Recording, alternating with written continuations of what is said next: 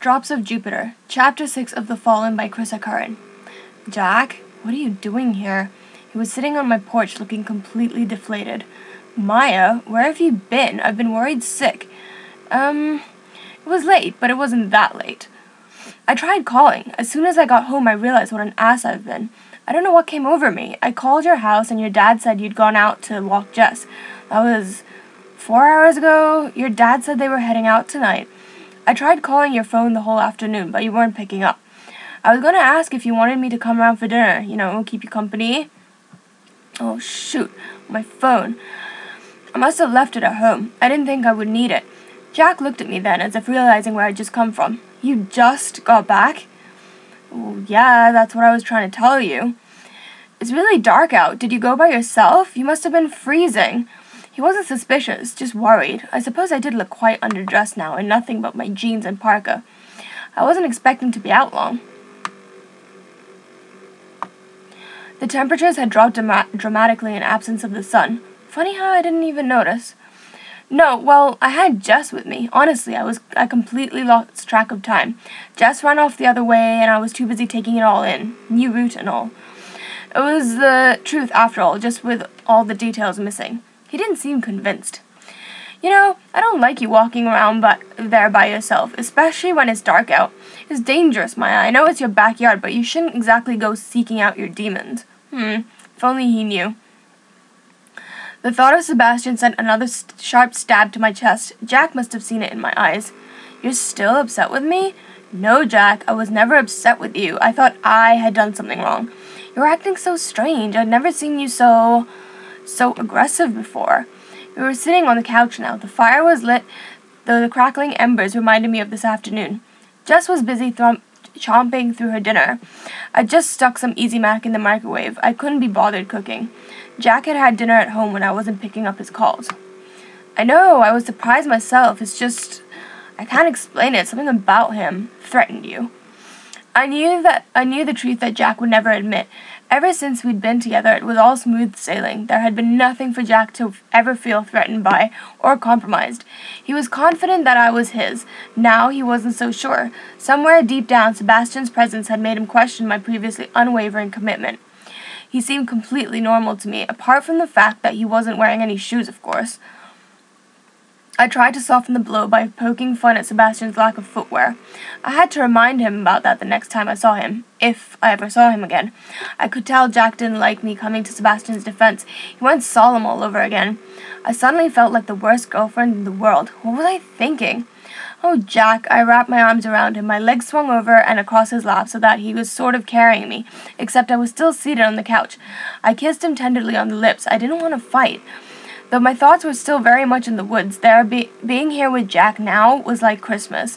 It was like nostalgia hit me and I suddenly felt like I missed him, even though he was sitting right next to me.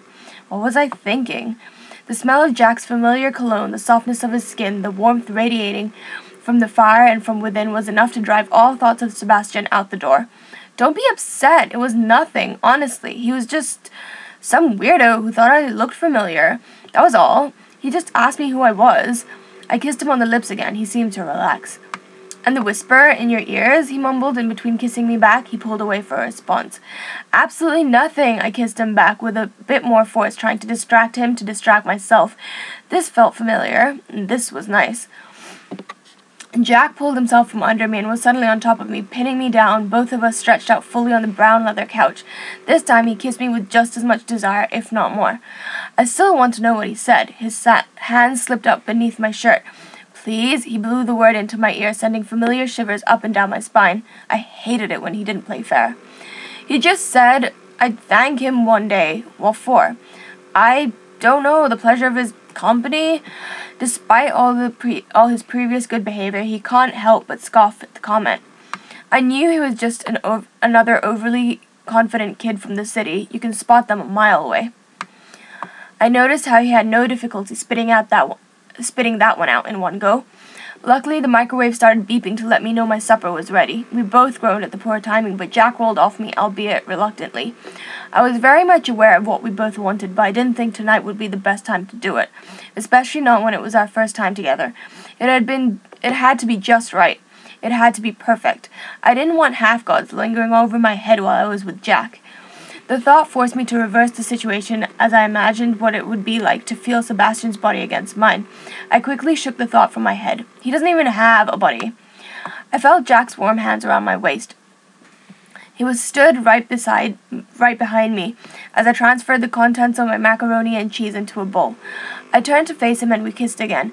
Leaning against the marble island in the middle of the kitchen, it was a softer kiss, gentler. I felt myself falling for him all over again. "I love you, Maya," he said softly. "I love you, I love you, I love you." And with those 3 words, repeated over and over again, sprinkled with kisses, the 3 words all girls wait and hope to hear, all thoughts of Sebastian went straight out the window. A dream. It was all a dream. "I love you too, Jack." I ran my fingers clean through his soft, boyish crew cut, pulling our faces together so it was only our foreheads and noses that touched. I breathed a sigh of relief. It was that in that intimate embrace, I knew that today was just an anomaly. Jack and I would be okay. How could we not be? We were made for each other. Everyone said so themselves. After all, we were, weren't we? I felt a sudden animosity towards Sebastian. Being here with Jack, in the safe haven of his arms, nuzzled into the soft cotton of his favorite shirt, I saw Sebastian as a threat. Someone, something, that had quickly come and gone on and almost ruined something good. "Good night, Maya." Jack's voice was the last thing I heard before falling into a deep slumber. That night I slept peacefully for the first time in days. I was so exhausted that I crashed out completely as soon as my head hit the pillow. "Good night, Sebastian."